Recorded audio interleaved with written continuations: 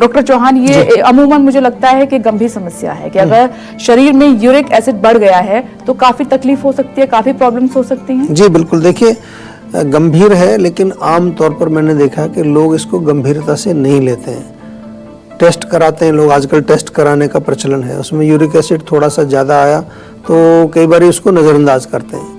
तो uric acid बनता क्यों है इसको थोड़ा समझना है। हमारे जो भोजन के अंदर कुछ ऐसे तत्व होते हैं जिसमें एक पदार्थ पाया जाता है, उसको प्यूरिन बोलते हैं, प्यूराइन या प्यूरिन जो भी उसको प्रोनाउंसिएशन हो, वो हमारे शरीर में जाकर के यूरिक एसिड बनाता है। और यूरिक एसिड एक लिमिट तक ठीक है, एक नॉर्मल रेंज में है तो कोई प्रॉब्लम नहीं है, लेकिन उस लिमिट को जब वो पार करता है तो वो मुख्य रूप से हमारी उंगलियों में, हमारे पैरों की उंगलियों में, टखनों में, वहाँ जा कर के वो आमतौर पर जमा होता है। उंगलियों में जो है दर्द होगा, उंगलियों में जलन होगी, वहाँ रेडनेस आएगी, खुजली खारिश कई बार होती है, बहुत तेज दर्द होता है इसमें। और यही नहीं, अगर ये हमारी किडनी में जाता है, क्योंकि हमारे जितने भी टॉक्सिक मटेरियल्स हैं वो किडनी के द्वारा साफ होते हैं, तो किडनी डैमेज करता है, किडनी में पथरी बना देता है, जोड़ों में, कहीं और दूसरे जोड़ों में भी जा कर के ये वहाँ पर जब जम जाता है तो वहाँ भी कई प्रकार के वो दर्द पैदा करता है।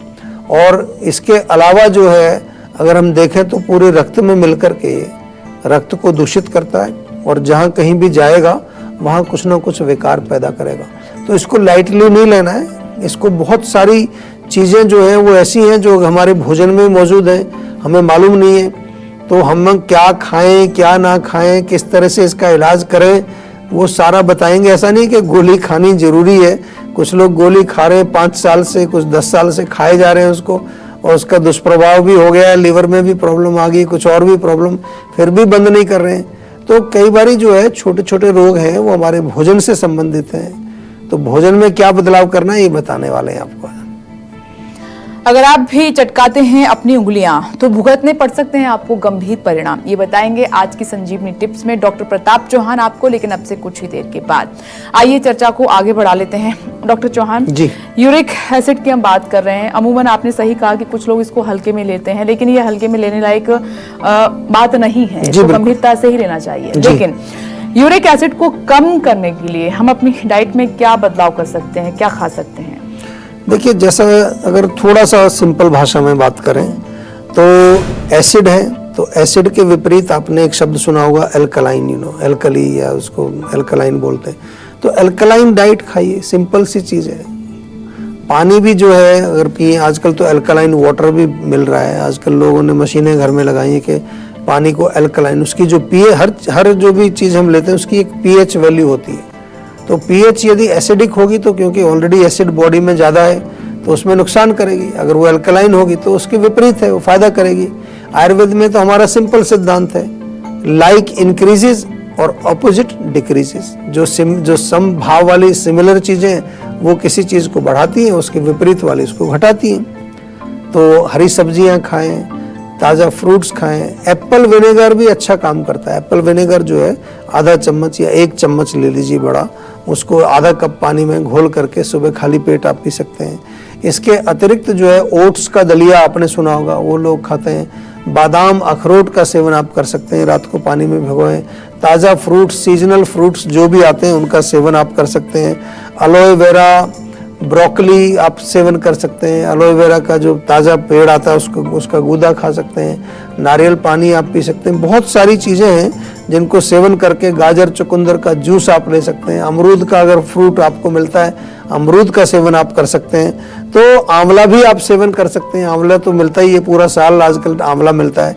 तो ये तमाम चीज़ें हैं जिनका सेवन करके जो है आप अपने यूरिक एसिड को कंट्रोल कर सकते हैं। लेकिन इसके साथ साथ एक चीज़ का ध्यान रखना चाहिए, आयुर्वेद में हमेशा कहते हैं पेट साफ रहना चाहिए, नींद अच्छी आनी चाहिए, लाइफस्टाइल भी ठीक होना चाहिए। टाइम से सोइए, टाइम से उठिए, टाइम से भोजन करिए, नियमित रूप से व्यायाम करिए, एक्सरसाइज करिए, प्राणायाम करिए, मेडिटेशन करिए, ध्यान करिए।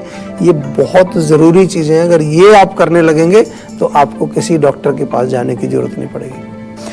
अगर आप भी चटकाते हैं अपनी उंगलियां तो भुगतने पड़ सकते हैं आपको इसके गंभीर परिणाम, ये बताएंगे आज की संजीवनी टिप्स में डॉक्टर चौहान। लेकिन अब से कुछ ही देर के बाद ध्यान से संजीवनी देखते रहिए और आइए चर्चा को आगे बढ़ा लेते हैं और बात करते हैं कि यूरिक एसिड बढ़ा हुआ है तो कौन सी चीजें कम खाएं और किन चीजों से बिल्कुल आपको परहेज करना है, बचना है।